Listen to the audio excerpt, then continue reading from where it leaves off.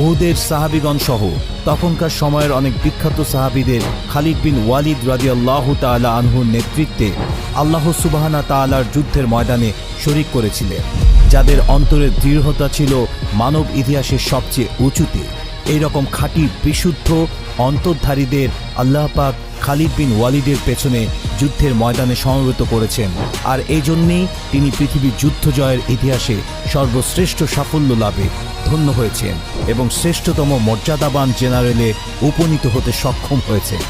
খালিদ বিন ওয়ালিদ রাদিয়াল্লাহু তাআলা আনহু এর নেতৃত্বে সংঘটিত প্রতিটি যুদ্ধে মুসলমান সৈন্যের তুলনায় শত্রুর সংখ্যা সবসময় 3, 4, 6 গুণ বেশি ছিল। তারপরও সকল যুদ্ধে মুসলমানগণ জয়লাভ করে, আর এর মূল কারণ ছিল খালিদ বিন ওয়ালিদ এবং সকল মুসলিমদের ভরসা ছিল একমাত্র আল্লাহ পাকের উপর। তাদের একমাত্র লক্ষ্য ছিল আল্লাহ